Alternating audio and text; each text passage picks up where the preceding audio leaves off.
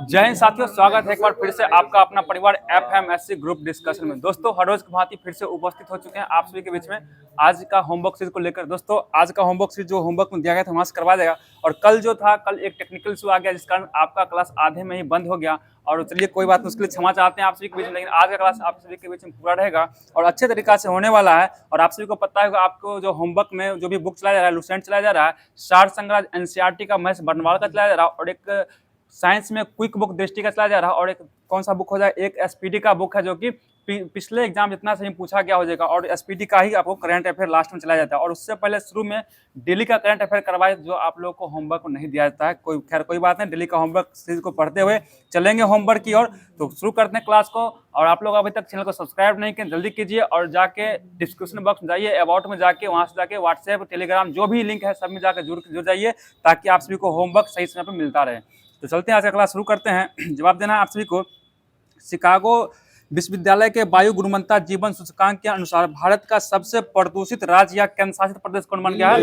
ये दिल्ली बन चुका है। सही जवाब है, दिल्ली बन चुका है। और दिल्ली को भारत की राजधानी कब बनाया गया था? 1912 में बनाया गया। ठीक है, 1912 में बनाया गया, घोषणा हुआ था 1911 में। ठीक है, अगला क्वेश्चन बताइएगा। केंद्रीय रेल मंत्री अश्विनी वैष्णव ने भारत के सबसे बड़े गति शक्ति कार्गो टर्मिनल का उद्घाटन कहाँ किया है? मानेसर, गुजरात। मानेसर कहाँ पड़ता है? गुजरात में पड़ता है। सही जवाब बताइए। अगला क्वेश्चन है कि हाल ही में एशियाई विशाल कछुओं का पहला कृत्रिम उष्मायन सफलतापूर्वक कहाँ हुआ है? ये मणिपुर में। सही जवाब है, मणिपुर में हो जाएगा। और मणिपुर की राजधानी क्या हो जाएगा? इम्फाल हो जाएगा। और मणिपुर में क्या लागू है? राष्ट्रपति शासन लागू है। और वहाँ का राज्यपाल कौन हो जाएगा अभी? अजय भल्ला हो जाएंगे। सही जवाब बताइए। अगला क्वेश्चन है कि भारतीय टेनिस स्टार अंकिता रैना ने किस देश में आयोजित आईटीएफ महिला टूर्नामेंट में युगल खिताब जीता है? पुर्तगाल में। और पुर्तगाल की राजधानी कहाँ हो जाएगा? लिस्बन है। सही जवाब है, लिस्बन हो जाएगा। बहुत अच्छा जवाब है। बताना आप सभी को। अगला क्वेश्चन बताइएगा कि हाल ही में भारत के सहयोग से किसने पुनात सांगछू सेकेंड जल विद्युत परियोजना का सफल परीक्षण किया है? ये भूटान के द्वारा भारत के सहयोग से किया है। सही जवाब हो जाएगा। बता दीजिए अगला क्वेश्चन बताइएगा। भूटान की राजधानी कहाँ हो जाएगा? थिम्पू। और मुद्रा वहाँ क्या है? निगुल्ट्रम हो जाएगा। सही जवाब निगुल्ट्रम होगा। अगला क्वेश्चन बताना है कि चर्चा में रहे उपन्यास the stars light the way का संबंध किस लेखक से है? ये सुचेता राज से। किससे हो जाएगा? सुचेता राज से हो जाएगा। बहुत ही अच्छा जवाब है। बताना अगला क्वेश्चन है, भारत के विश्व आर्थिक मंच के ऊर्जा संक्रमण सूचकांक 2025 में भारत को कौन सा स्थान मिला? 71वां, 71, यानी कि 71वां स्थान मिल चुका है। बहुत अच्छा जवाब है। चलते हैं अगला क्वेश्चन की ओर। बताना है अगला क्वेश्चन बताइएगा कि हाल ही में एथलीट के लिए भारत का पहला मोंडो ट्रैक कहाँ प्रारंभ होगा? मोंडो ट्रैक ये नई दिल्ली में प्रारंभ होने वाला, नई दिल्ली में ये शुरुआत होने वाली है। सही जवाब हो जाएगा। बताइएगा अगला क्वेश्चन है, केंद्र सरकार फास्टैग की नई योजना के तहत कितने रुपए का फास्टैग आधारित वार्षिक पास जारी किया है? 3000 रुपए का। ठीक है, और 200 बार इसमें जाया जा सकता है। सही जवाब बताइए। प्रतिभा सेतु पोर्टल कौन लॉन्च किया है? ये यूपीएससी के द्वारा लॉन्च किया। और ये जो उसके लिए है, जो भी जो है ना इंटरव्यू में जाकर कई बार छट चुका है, उसको अच्छा प्राइवेट जॉब मिल सके उसके लिए बनाया गया। अगला क्वेश्चन जवाब देना है आप सभी को। हाल ही में स्वास्थ्य सेवा पहल भारत ब्रेन ये कहाँ प्रारंभ हुआ है? ये आंध्र प्रदेश में। भारत ब्रेन कहाँ शुरू हुआ? आंध्र प्रदेश में शुरू हो चुका है। सही जवाब हो जाएगा आंध्र प्रदेश इसका। बताइएगा यूनाइटेड स्टेट्स एफडीए द्वारा स्वीकृत लीनाकापावीर दवा का संबंध किससे है? एचआईवी यानी कि एड्स हो जाएगा। एचआईवी यानी कि एड्स हो जाएगा। ठीक है, और एचआईवी के लिए कौन सा जांच होता है? एलिसा का टेस्ट। ठीक है, एलिसा टेस्ट। और एड्स दिवस कब मनाते हैं? 1 दिसंबर को मनाते हैं। और 2 दिसंबर को कंप्यूटर साक्षरता दिवस मनाया जाता है। ठीक है, सही जवाब हो जाएगा। अगला क्वेश्चन की चलते हैं। बताना है सड़क परिवहन और राजमार्ग मंत्रालय की सड़क दुर्घटना 2023 रिपोर्ट के अनुसार सर्वाधिक गड्ढों से मौत कहां दर्ज हुई है? उत्तर प्रदेश में। सर्वाधिक गड्ढों से मौत कहां हुआ? उत्तर प्रदेश में। लेकिन सर्वाधिक सड़क दुर्घटना में मौत कहां हुआ है? ये तमिलनाडु में। सर्वाधिक सड़क दुर्घटना में मौत तमिलनाडु में हुआ। और कहेगा गड्ढे के कारण मौत हुए उत्तर प्रदेश में हुआ। ठीक है, उत्तर प्रदेश में हुआ, जहाँ पे गड्ढा अधिक होगा वहां पे। और बिहार में जगह जगह गड्ढा है, पता नहीं बिहार में क्या कितना मरा हुआ। अगला क्वेश्चन बताना है, डाटा जारी नहीं हुआ। बताइए शांति सूचकांक में 2025 भारत का स्थान कौन मिला? 115 मिला। और बताइएगा पहली बार संविधान हत्या दिवस कब मनाया गया? 25 जून को मनाया गया। ठीक है, सही जवाब हो जाएगा। अगला क्वेश्चन बताना है कि हाल ही में राज्य ऊर्जा दक्षता सूचकांक 2024 में 15 MTOE श्रेणी में शीर्ष स्थान किसने हासिल किया है? महाराष्ट्र किया। महाराष्ट्र सरकार के द्वारा हासिल किया गया। ठीक है, महाराष्ट्र हासिल किया। बताइएगा अगला क्वेश्चन बताना है, हाल ही में पहली बार दिल्ली के बाहर अनुसूचित जनजाति संसदीय समिति के राष्ट्रीय सम्मेलन का उद्घाटन कहाँ हुआ है? ये भुवनेश्वर ओडिशा। भुवनेश्वर कहाँ हुआ? ओडिशा में हुआ। सही जवाब बताएगा। सर्वाधिक मतलब अनुसूचित जनजाति किस राज्य में पाया जाता है? ये मध्य प्रदेश में पाया जाता है। ठीक है, सही जवाब हो जाएगा। और पूछेगा अनुसूचित जाति किस राज्य में पाया जाता है? ये उत्तर प्रदेश में पाया जाता है। बहुत अच्छा जवाब है। बताइए अगला क्वेश्चन बताना है। भारत को किसकी रोकथाम के लिए वर्ष 2025 ब्लूमबर्ग परोपकार पुरस्कार से सम्मानित किया गया? ये तंबाकू के रोकथाम के लिए। और तंबाकू निषेध दिवस कब मनाते हैं? 31 मई को मनाते हैं। और मजदूर दिवस कब मनाते हैं? 1 मई को मनाया जाता है। सही जवाब हो जाएगा। अगला क्वेश्चन बताना है आप सभी को। बताएगा नीरज चोपड़ा ने स्विट्जरलैंड में डायमंड लीग फाइनल में कौन सा पदक जीता है? रजत पदक हुआ। ठीक है, रजत पदक जीत लिया। सही जवाब हो जाएगा, रजत पदक जीता है। और अगला क्वेश्चन जवाब देना। बताइए अगला क्वेश्चन बताइएगा कि हाल ही में अंतर्राष्ट्रीय मुद्रा कोष का कार्यकारी निदेशक किससे नियुक्त किया गया है? ये उर्जित पटेल को, उर्जित आर पटेल को नियुक्त किया गया। जो ये क्या थे? ये भारत का RBI गवर्नर जनरल भी रह चुके हैं। सही जवाब हो जाएगा। 24वें क्रम के, पता नहीं कितने क्रम के। ठीक है, 24वें क्रम के होंगे। मतलब प्रतिवर्ष सांख्यिकी दिवस कब मनाया जाता है?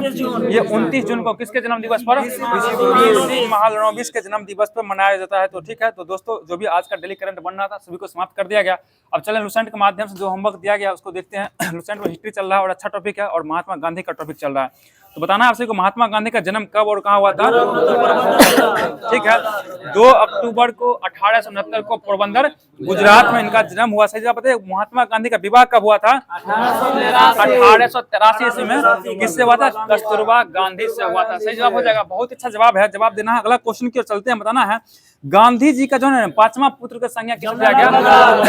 जमनालाल बजाज। ठीक है, गांधी जी के पहले 4 पुत्र था ही, और 5वां पुत्र किसको कहा गया? जमनालाल बजाज कहा गया। और चारों पुत्र का क्रम याद बताइए। देखिए, 2 लाल था, 2 दास था। देखिए, 2 लाल 2 दास। एक था हरिलाल, एक था मणिलाल, और एक रामदास, एक देवदास। 2 लाल 2 दास। ऐसा करके। और 5वां कौन जाएंगे? जमनालाल बजाज जाएंगे। बहुत अच्छा जवाब है, बहुत अच्छा जवाब। अगला क्वेश्चन जवाब देना है। गांधी जी का निजी सचिव कौन रह चुके हैं? ठीक है, पहले थे महादेव देसाई, उसके बाद प्यारेलाल नैयर आए थे। और बताना महादेव देसाई जन कब तक रहती है निजी सचिव? ठीक है, 1917 से 1942 तक रहे थे। और उसके बाद प्यारेलाल नैयर कब तक रहे थे? 1942 से 48 तक। ठीक है, 1948 तक रहे। सही जवाब हो जाएगा। बताइए महात्मा गांधी की युवा निजी चिकित्सक कौन थी? ठीक है, ये सुशीला नैयर हो जाएगी, जो किसका? प्यारेलाल नैयर की बहन थी। प्यारेलाल नैयर की बहन सुशीला नैयर थी, जो क्या थी? चिकित्सक थी महात्मा गांधी की। ठीक है, अगला क्वेश्चन बताना है। बताइएगा महात्मा गांधी जो दक्षिण अफ्रीका किसके केस के लिए गए थे?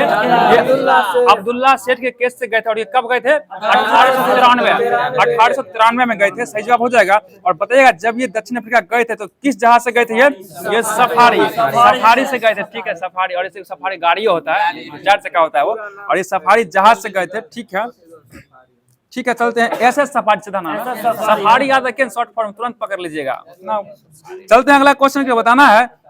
बताइए अगला क्वेश्चन है महात्मा गांधी जब डरबन से प्रिटोरिया के ट्रेन यात्रा कर रहे थे तो इनको कहाँ ट्रेन से ढकेल निकाल दिया गया? Saint Petersburg. देखिए उस समय जो ये महात्मा गांधी ठीक है डरबन से प्रिटोरिया की ओर यात्रा कर रहे थे, उसमें इनके पास प्रथम श्रेणी का टिकट था, लेकिन उसमें रंग भेद आंदोलन चल रहा था, जिस कारण से उनको तृतीय श्रेणी में जाने को कहा गया। महात्मा गांधी ने उसका विरोध किए, जिस कारण से उसको कहाँ पर उतार दिया गया? सेंट पीटर्सबर्ग धक्का देकर निकाल दिया गया। और वही उसी जगह से महात्मा गांधी के मन में आंदोलन को लेकर विचार आया था, और उसी दिन से महात्मा गांधी आंदोलन करने का सोच लिए थे। तो चलते हैं अगला क्वेश्चन की। बताइए Mahatma Gandhi Natal Congress India का स्थापना कब किए थे? नेटाल कांग्रेस 1894 में किए थे। और जब फिनिक्स फॉर्म आश्रम का स्थापना ये 1904 में, फिनिक्स फॉर्म का स्थापना 1904 में, और नेटाल कांग्रेस का स्थापना 1894 में किया था। बताइए अगला क्वेश्चन, इंडियन ओपिनियन नामक साप्ताहिक पत्रिका का प्रकाशन कब किए? ये 1903। ठीक है, ये 1903 से किया गया। बहुत अच्छा जवाब हो जाएगा। अगला क्वेश्चन बताने का, टॉलस्टॉय फॉर्म का स्थापना कब की? ये 1910 से। कब से किया गया? 1910 से किया गया। बहुत अच्छा जवाब हो जाएगा, 1910 हो जाएगा। अगला क्वेश्चन बताना है आप सभी को।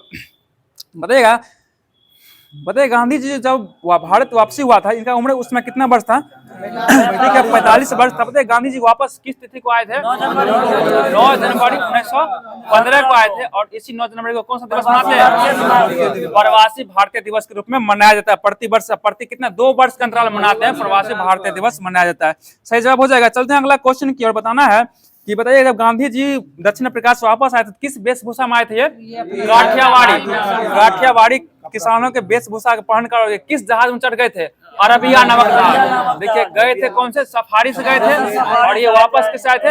अरबिया नमक जहाज से। कहां से आए थे? ये दक्षिण अफ्रीका से वापस आए थे। और एक क्वेश्चन और पूछता है कि द्वितीय गोलमेज सम्मेलन में गांधी जी भाग लेने गए किस जहाज से गए थे? ये एसएस राजपूताना से गए थे और वापस कौन से आए थे? वेंसिटियान। इटली के वेंसिटियान नामक जहाज से वापस आए थे कौन? द्वितीय गोलमेज सम्मेलन के दौरान। ध्यान रखिएगा दोनों चीज। देखिए महात्मा गांधी के बारे में कुछ पूछ सकता है। एक बार पूछा था लंगोटा कब से पढ़ना शुरू किया? 1921 से मतलब पूछ देता है। कहने का मतलब महात्मा गांधी बहुत मूलभूत चीज है भारत के, इसलिए इसको पढ़िए अच्छा से। अगला क्वेश्चन बताइएगा महात्मा गांधी का राजनीतिक गुरु कौन हो जाएंगे? गोपाल कृष्ण गोखले हो जाएंगे। और बताना है कि महात्मा गांधी के आध्यात्मिक गुरु कौन थे? रायचंद भाई। रायचंद कौन थे? भाई हो जाएंगे। सही जवाब हो जाएगा। बताना अगला क्वेश्चन है, ठीक है, बताइएगा भर्ती कराने वाला सर्जन किसको कहा गया? महात्मा गांधी को। क्यों कहा गया था इनको? ठीक है, सही जवाब है। जब प्रथम विश्व युद्ध छिड़ा था उसमें महात्मा गांधी ने भारतीयों को क्या कहा था? उसमें शामिल होने के लिए प्रेरित किए थे, इसलिए अंग्रेजों के द्वारा इनको क्या कहा? भर्ती कराने वाला सर्जन कहा जाने लगा। बताइएगा कि महात्मा गांधी की जो है ना पहली महत्वपूर्ण सार्वजनिक उपस्थिति कहाँ रही थी? 1916। ठीक है, 1916 के बनारस हिंदू विश्वविद्यालय के उद्घाटन समारोह में। और बताना है 1916 में जो है ना ये जो हिंदू विश्वविद्यालय है, बनारस हिंदू विश्वविद्यालय, इसका स्थापना कौन किए थे? ये मदन, ठीक है, मदन मोहन मालवीय के द्वारा ही किया गया। सही जवाब हो जाएगा। बहुत अच्छा जवाब है। बताइए साबरमती आश्रम का स्थापना कब की? 1916 में। कौन किए थे? महात्मा गांधी के द्वारा ही किया गया। बताइए ब्रिटिश सरकार ने गांधी जी को कौन सी उपाधि प्रदान किया? केसर ए हिंद की उपाधि प्रदान किया। पता है नवजीवन किसकी ये कृति है? महात्मा गांधी की। और ये किस भाषा में लिखे हैं? गुजराती भाषा में लिखे हैं। सही जवाब हो जाएगा। और एक यंग इंडिया का ये अंग्रेजी भाषा में लिखे, ये महात्मा गांधी के द्वारा ही हो जाएगा। बताइए हरिजन पत्रिका का प्रकाशन कब किया गया? ये 1933 में महात्मा गांधी के द्वारा ही किया गया था। ठीक है, बताइए महात्मा गांधी का आत्मकथा क्या हो जाएगा? ठीक है, the story of my experiment with truth, यानी सत्य के साथ मेरा प्रयोग, ये हो जाएगा हिंदी में। बताइएगा वैष्णव जन को तेनु कहिए, इसका रचनाकार कौन जाएंगे? मेहता। ठीक है, नरसिंह मेहता। ठीक है, नरसिंह मेहता हो जाएगा, जो गांधी जी का क्या था? प्रिय भजन था ये। सही जवाब हो जाएगा। अगला क्वेश्चन बताइए गांधी जी ने असहयोग आंदोलन कब चलाए थे? 1 अगस्त। ठीक है, 1 अगस्त 1920 को चलाए थे। और ये असहयोग आंदोलन चलाने के लिए कौन सा फंड का चलाए थे? ये कौन सा फंड? तिलक फंड। तिलक स्वराज। ठीक है, तिलक स्वराज फंड। सही जवाब है। तिलक स्वराज फंड का शुरुआत किए थे कौन किए थे? महात्मा गांधी के द्वारा। बताइएगा अहमदाबाद मिल मजदूर घटना ये कब हुआ था? 1918 में हुआ। और एक खेरा सत्याग्रह, खेरा ये भी 1918 में पहले हुआ। तब पहले अहमदाबाद आंदोलन, उसके बाद खेरा सत्याग्रह। क्रम से पूछा जाता है कभी कभी, इसलिए पहले अहमदाबाद मिल मजदूर, उसके बाद खेरा सत्याग्रह, दोनों 1918 में हुआ था। और चंपारण सत्याग्रह कब किए थे? 1917 में किए थे। सही जवाब हो जाएगा। बताइए जमनालाल बजाज ने कौन सा उपाधि लौटाया था? राय बहादुर की उपाधि लौटा दिया। बताइएगा गांधी जी की सविनय अवज्ञा आंदोलन शुरुआत किस यात्रा से हुई थी? दांडी मार्च से शुरुआत हुआ था। ठीक है, और दांडी मार्च कब हुआ था? सही जवाब है 12 मार्च 1930 को शुरुआत था। और ये 5 अप्रैल 1930 तक चला था। और उसके बाद 6 अप्रैल 1930 को सविनय अवज्ञा आंदोलन का शुरुआत कर दिया गया। ठीक है, चलते हैं अगला क्वेश्चन की ओर। बताइएगा 15 अगस्त 1947 को जब देश आजाद हुआ था उस समय महात्मा गांधी कहाँ थे? ठीक है, पश्चिम बंगाल के नोआखाली नामक स्थान पर थे और वहां पे दंगा को दबा रहे थे। ठीक है, चलते अगला क्वेश्चन बताना आप सभी को बता दीजिएगा। बताइए गांधी जी की हत्या जो है कब और किसके द्वारा किया गया? 30 जनवरी 1948 को नाथूराम गोडसे के द्वारा कर दिया, बिरला भवन में कर दिया गया। सही, दिल्ली के बिरला भवन में। और 30 जनवरी को कौन सा दिवस मनाते हैं? शहीद दिवस। ठीक है, शहीद दिवस के रूप में मनाया जाता है। सही जवाब हो जाएगा। अगला क्वेश्चन बताना है कि गांधी जी की हत्या के मुकदमे का सजा कौन सुनाए थे? आत्माचंद्र अग्रवाल। ठीक है, आत्माचंद्र अग्रवाल के द्वारा सुनाया गया था। अगला क्वेश्चन बताना है कि भारत का एकमात्र समाचार पत्र कौन था जिन्होंने गांधी जी की हत्या का समाचार को पहले पन्ने पर स्थान नहीं दिया था? द हिंदू था। और उस समय जो था द हिंदू में क्या छपता था? पहला पेज पर। ठीक है, सही जवाब हो जाएगा। पहला पेज पर केवल क्या छपता था? विज्ञापन आता था। ठीक है, विज्ञापन आता था। बताइए अगला क्वेश्चन है दक्षिण अफ्रीका के पीटमार्टिसबर्ग स्टेशन पर गांधी जी की प्रतिमा कब लगाई गई? ठीक है, 2 अक्टूबर 2005। सही जवाब 2 अक्टूबर 2005 हो जाएगा। अगला क्वेश्चन बताना डंडा फौज का स्थापना कौन किया था? चमनदीप के द्वारा। कहाँ किया गया? पंजाब में किया गया। बहुत अच्छा जवाब। बताइएगा कि नील दर्पण के लेखक कौन हो जाएंगे? दीनबंधु मित्र हो जाएंगे। और इस नील दर्पण में किसका वर्णन किया गया? नील की खेती, ठीक है, नील की खेती का वर्णन किया गया और किसान आंदोलन का ही संबंधित है वो। अगला क्वेश्चन बताएंगे, राष्ट्रवादी अहरार आंदोलन के प्रारंभ कौन किया था? ठीक है, मजहर उल हक, मजहर उल हक के द्वारा, मजहर उल हक, इसमें मजहर उल हक दिया हुआ। बताना, आत्मसम्मान आंदोलन की शुरुआत कौन के थे? रामस्वामी नायकर। देखिए रामस्वामी नायकर, ठीक है, एक थे राम भगवान जो अपना आत्मसम्मान के लिए क्या अपना छोड़ दिए थे वनवास, इसलिए याद रखिए आत्मसम्मान आंदोलन कौन से? रामस्वामी नायकर, भगवान राम के नाम पर रामस्वामी नायकर हो जाएगा, सही जवाब हो जाएगा। अगला क्वेश्चन बताना, निरंकारी आंदोलन कौन चलाया था? ये दयाल दास, ठीक है, दयाल दास हो जाएंगे। बताइए ब्रह्म समाज का प्रतिज्ञा पत्र कौन तैयार किया था? देवेंद्र नाथ ठाकुर, देवेंद्र नाथ ठाकुर हो जाएंगे जो ब्रह्म समाज का प्रतिज्ञा पत्र तैयार किए थे, सही जवाब हो जाएगा। अगला क्वेश्चन बताना है, देव समाज के संस्थापक कौन जाएंगे? शिव नारायण अग्निहोत्री, ठीक है, शिव नारायण अग्निहोत्री के द्वारा किया गया था। अगला क्वेश्चन बताना है कि तरुण स्त्री सभा का स्थापना कहाँ किया गया? कोलकाता में, ठीक है, कोलकाता में तरुण स्त्री सभा का स्थापना किया गया। अगला क्वेश्चन बताना है कि भारत भारतीयों के लिए यह नारा किसका है? आर्य समाज का हो जाएगा। और आर्य समाज का स्थापना कौन के थे? दयानंद सरस्वती, स्वामी दयानंद सरस्वती के द्वारा कब किया गया था? 1875, ठीक है, 1875 में किया गया, 19 तो बहुत आगे 1875 में किया गया। अगला क्वेश्चन बताइएगा कि स्वामी विवेकानंद जो थे शिकागो विश्व धर्म सम्मेलन में भाग लेने कब गए थे? ये 1893 में गए, 1893 में गए थे। वैसे बंगाल में मुस्लिम जागरण का पिता किसे कहा जाता है? अब्दुल लतीफ, नवाब अब्दुल लतीफ को कहा जाता है, ठीक है। पता है दिल्ली षड्यंत्र केस में सरकारी गवाह कौन बन गया था? दिल्ली में दीनानाथ, दिल्ली में दीनानाथ बन गया। और दिल्ली षड्यंत्र केस के बाद जो आया था एक था अलीपुर षड्यंत्र केस, इसका गवाह कौन बना था? इसका नरेंद्र गोसाई हो गया, नरेंद्र गोसाई इसमें बन गया था। बताइए अगला क्वेश्चन है, सबसे कम उम्र में फांसी की सजा पाने वाला क्रांतिकारी? ये खुदीराम बोस हो जाएंगे जो, ठीक है, जो मुजफ्फरपुर का जो जज था उस पर बम फेंक दिया था, ये किंग्स फोर्ट पर बम फेंका था। 1908 में इसको फांसी दे दिया गया, 11 अगस्त 1908 को फांसी दिया गया और ये अपने हाथ में गीता को लेकर फांसी पर चढ़ गए थे। चलते हैं अगला क्वेश्चन की बात मत कीजिए। अगला क्वेश्चन बताइएगा, इनकलाब जिंदाबाद का नारा कौन दिया था? ठीक है, भगत सिंह के द्वारा दिया गया और हसरत मोहानी को लिखा गया था, ठीक है, जब लिखने की बात आ गया तब आएगा उनका नाम। अगला क्वेश्चन बताना है, शहीद आजम किसे कहा जाता है? भगत सिंह को कहा जाता है। अगला क्वेश्चन बताइएगा, भगत सिंह को फांसी के सजा सुनाने वाला जज कौन था? सही जवाब है जेसी हिल्टन, जेसी हिल्टन था। अगला क्वेश्चन बताना है, बताइएगा सबके लिए एक जाति एक धर्म और एक ईश्वर का नारा ये नारायण गुरु के द्वारा दिया गया, नारायण गुरु के द्वारा ही दिया गया। अगला क्वेश्चन बताइएगा, फटाफट जवाब दीजिएगा, स्वर्ण हिंदुओं की फांसीवादी कांग्रेस के चरित्र का निरूपण कौन क्या था? ये मोहम्मद अली जिन्ना, कौन कहा था? ये मोहम्मद अली जिन्ना के द्वारा ही कहा गया। सही जवाब बताइए, मैं एक क्रांतिकारी के रूप में कार्य करता हूँ, ये जवाहरलाल नेहरू का हो जाएगा, जवाहरलाल नेहरू का कथन होगा। महात्मा गांधी को महात्मा की उपाधि कौन दिया? रविंद्रनाथ टैगोर। और राष्ट्रपिता कौन कहा था? सुभाष चंद्र बोस कहा था। और अर्धनग्न फकीर कौन कहा था? देखिए दो आदमी, विंस्टन चर्चिल भी कहा था और फ्रैंक मॉरिस, ठीक है, फ्रैंक मॉरिस और विंस्टन चर्चिल दोनों के द्वारा कहा गया था महात्मा गांधी को अर्धनग्न फकीर। तो हिस्ट्री का जो भी होमवर्क दिया गया समाप्त कर दिया गया। चलते हैं हम लोग ज्योग्राफी की और इंडियन ज्योग्राफी की ओर। तो बताना धान का जन्म स्थली कहाँ हो जाएगा? भारत और इंडोनेशिया दोनों जगह है। बताइए मक्का का जन्म स्थली कहाँ है? मध्य अमेरिका। और गेहूं का मध्य एशिया, ठीक है। बताइए तंबाकू का जन्म स्थान दक्षिण अमेरिका, जन्म स्थान दक्षिण अमेरिका है। और सर्वाधिक उत्पादन में पहला स्थान है चीन का हो जाएगा। बताइए रबड़ उत्पादन कहाँ हुआ शुरू हुआ? देखिए दक्षिण अमेरिका में, ब्राजील में सबसे पहले इसका उत्पादन हुआ था। बताइए उड़द का जन्म स्थली भारत हो जाएगा। और अमरूद का अमेरिका। टमाटर क्या होगा? ब्राजील, टमाटर का मेक्सिको है। और बाजरा का कहाँ होगा? अफ्रीका। जौ का जन्म स्थान चीन हो जाएगा, चीन है। और अरहर का भी क्या होगा? अफ्रीका, अरहर का अफ्रीका है। मूंग ज्वार, मूंग और ज्वार इसका भारत हो जाएगा। और सोयाबीन का जन्म स्थान चीन है, चीन है। बताए कहवा का जन्म स्थान कहाँ होगा? ये ब्राजील है। आलू का पेरू हो जाएगा। और गन्ना का भारत।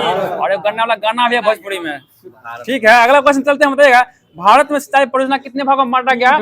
3 भागों में बांटा गया। सही हो जाएगा। कौन कौन हो जाएगा? ठीक है, लघु परियोजना, मध्य सिंचाई परियोजना और एक बृहद सिंचाई परियोजना हो जाएगा। चलते हैं अगला क्वेश्चन के बताना है कि वृहद सिंचाई परियोजना के अंतर्गत कितना हेक्टेयर सिंचाई होता है? 10,000 हेक्टेयर से अधिक। 10,000 हेक्टेयर से अधिक होता है किसमें? वृहद में होता है। और मध्य में कितना होता है? सही जवाब है 2,000 हेक्टेयर से 10,000 हेक्टेयर के बीच की सिंचाई किया जाता है। और बताया लघु में कितना होता है? 2,000 से कम वाला। 2,000 से कम वाला क्या में आएगा? लघु में आ जाएगा। सही जवाब हो जाएगा। बताएगा अगला क्वेश्चन बताना आप सभी को है ना, कुआं एवं नलकूप से कितना परसेंट सिंचाई होता है? 40%। ठीक है 55.9% यानी कि 56% के समथिंग होता है। लेकिन से कुआं और नलकूप से होता है। नहर की सिंचाई कितना परसेंट? 31%। 31.4% होता है। 31 हो याद रखिए, कम चल जाएगा। अगला बताना है तालाब से कितना परसेंट? 6.1% होता है। और अन्य स्रोत से 6.6% सिंचाई किया जाता है। बताइएगा विश्व में सर्वाधिक संचित क्षेत्र किसके पास है? चीन के साथ होगा 21%। और भारत के पास कितना है? सही जवाब है 20.2%। 20.2% भारत के पास सिंचित क्षेत्र हो जाएगा। अगला क्वेश्चन बताना है भारत में शुद्ध बोए गए क्षेत्र के लगभग कितना परसेंट भाग पर सिंचाई की सुविधा उपलब्ध है? 33% पर। 33% पर उपलब्ध हो जाएगा। सही जवाब हो जाएगा। और वर्तमान में जो है भारत में जो सिंचाई का प्रमुख साधन क्या हो जाएगा?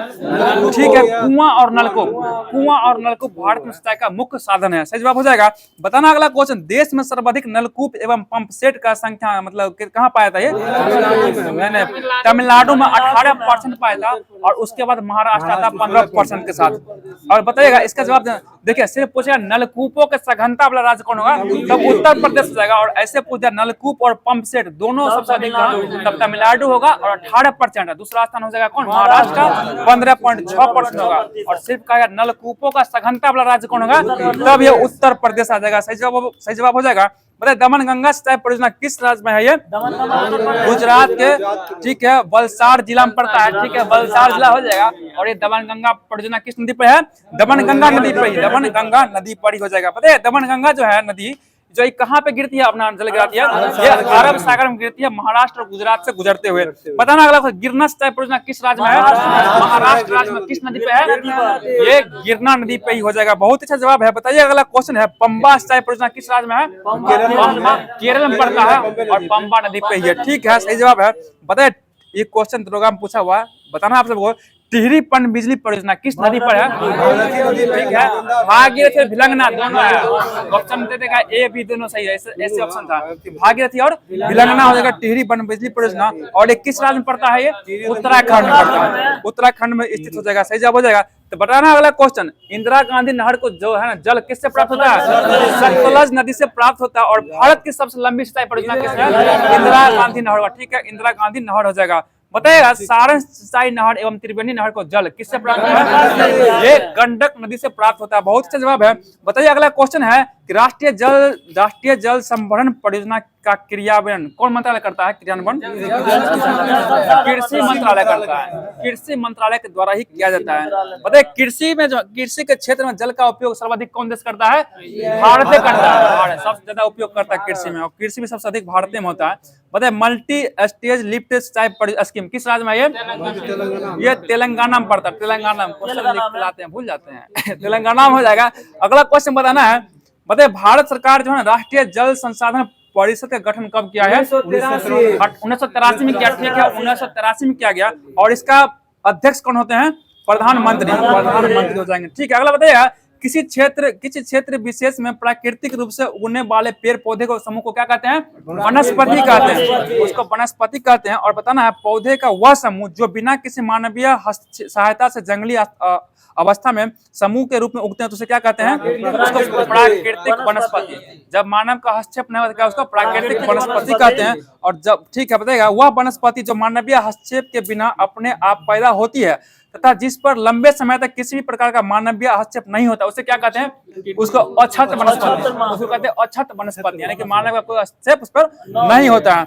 बताना अगला क्वेश्चन है कि उष्णकटिबंधीय सदाबहार वन में कितना % वर्षा होता है? कितना सेंटीमीटर? 200 सेंटीमीटर से अधिक भी वर्षा होता है। ठीक है और इसका तापमान कितना होता है? 22 डिग्री सेल्सियस हो जाएगा। ठीक है बताना अगला क्वेश्चन उत्तरी सहायदी प्रदेशों में उष्णकटिबंधीय सदाहरित वन को क्या कहते हैं?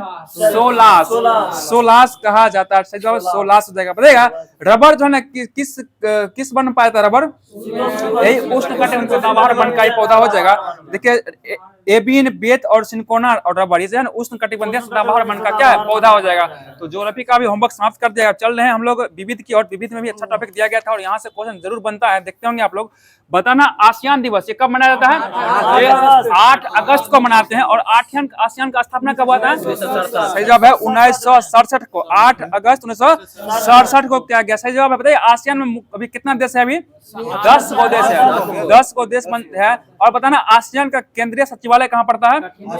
ये पड़ता है जकार्ता, और जकार्ता इंडोनेशिया में पड़ता है। केंद्रीय सचिवालय जकार्ता इंडोनेशिया में। बताना आपसे को भारत जो आसियान का पूर्ण संवाद सहभागी कब बनाए? ठीक है 24 अगस्त 1996, 24 अगस्त 1996 को बना। बहुत से जवाब बताए। सार्क, सार्क का मुख्यालय कहाँ होगा? काठमांडू होगा। और बताइए सार्क इसका स्थापना कब किया गया था? ठीक है 7 से 8 दिसंबर 1985, 7-8 दिसंबर 1985 में सार्क का स्थापना किया गया। पता ना सार्क का प्रथम शिखर सम्मेलन 1985 में कहाँ हुआ था? ये ढाका में। और ढाका का कहाँ पड़ता है? ये बांग्लादेश का राजधानी हो जाएगा। बताना अगला क्वेश्चन है G8 का स्थापना कब हुआ था? 1975 में हुआ था। और G8 में स्थापना हुआ कहाँ था इसका? फ्रांस में। क्या गया? ठीक है फ्रांस में क्या गया बताना है। G8 से जो है ना इसको रूस को कब निलंबित कर दिया गया? 2014 में, 2014 में निलंबित कर दिया गया। ठीक है 2014 में निलंबित हुआ था। बताइए अरब लीग का स्थापना कब हुआ था? 22 मार्च 1945 को। और इसका मुख्यालय कहाँ होगा? काहिरा। अरब लीग का मुख्यालय काहिरा, मिस्र। ठीक है बताना अगला क्वेश्चन, अरब लीग का पूरा नाम क्या होता है? बताइए अल जामिया एड दुबल अल अरबिया, अल जामिया एड दुबल अल अरबिया हो जाएगा। बताइए अरब लीग में कितना सदस्य? अभी 22 सदस्य हो जाएगा। अगला क्वेश्चन बताना ओपेक का स्थापना कब हुआ था?